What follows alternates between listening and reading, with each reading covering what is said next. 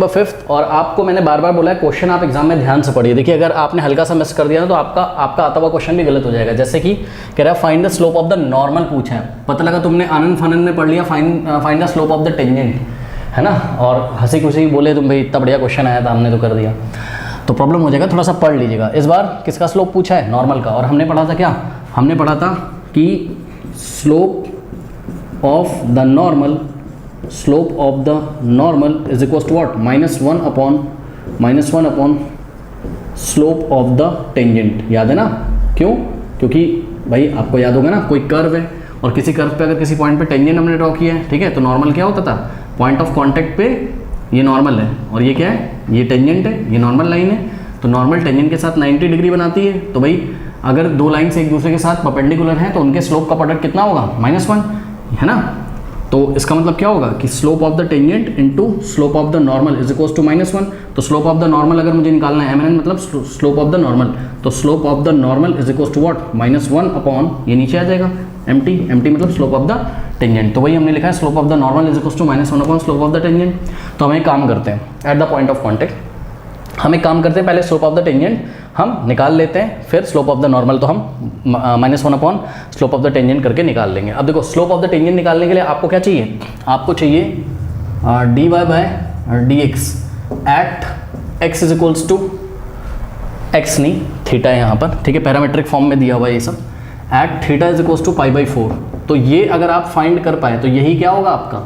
यही होगा आपका स्लोप ऑफ द टेंजेंट होगा। प्लीज़ ध्यान दें, ये स्लोप ऑफ द टेंजेंट होगा कहाँ? At theta is equals to π/4। Okay students, अब ध्यान से चेक करिए। फर्स्ट इक्वेशन क्या है आपकी? फर्स्ट इक्वेशन है आपकी x is equals to a into cos cube theta, ठीक है, जिसको आप ऐसे भी लिख सकते हो, x is equals to a into cos theta का होल क्यूब, ऐसे भी लिख सकते हो आप, ठीक है ना। और इसी तरीके से सेकंड इक्वेशन क्या है? y is equals to a sine cube theta, जिसको आप क्या लिख सकते हो? y is equals to a into sine theta का होल क्यूब। अब देखो ये पैरामीट्रिक इक्वेशन है कर्व की, कैसे?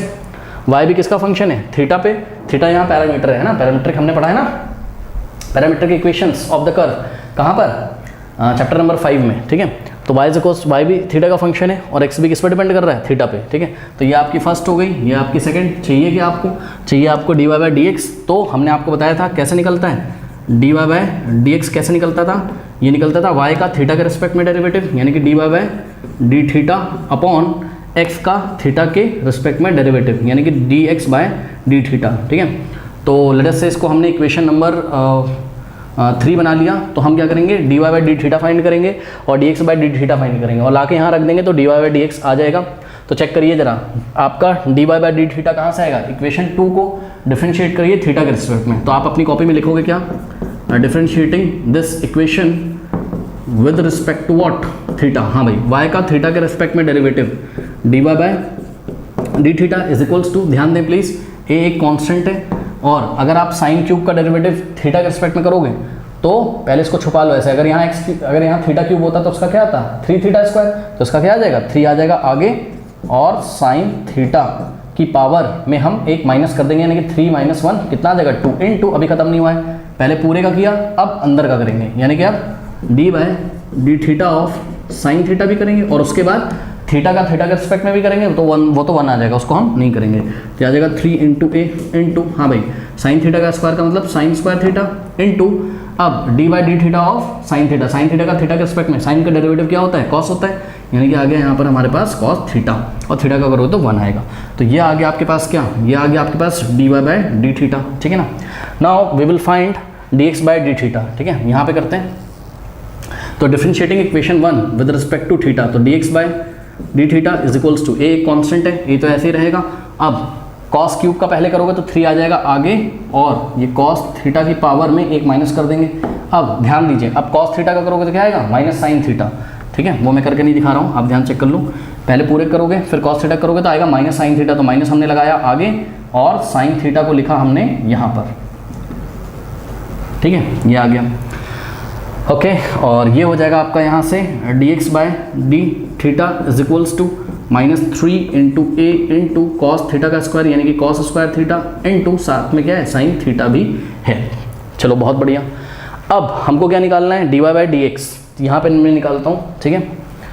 तो तो हमने निकाला क्या, dy by d x is given by what, ऊपर क्या रखना है आपको, dy बाय डी थीटा, कितना है आपका dy by d theta, 3a sine square theta cos theta, तो 3a साइन स्क्वायर थीटा का मतलब sine theta into sine theta है ना, इंटू कॉस थीटा। ऐसा हमने जानबूझ के किया ताकि हमको काटने में आसानी हो।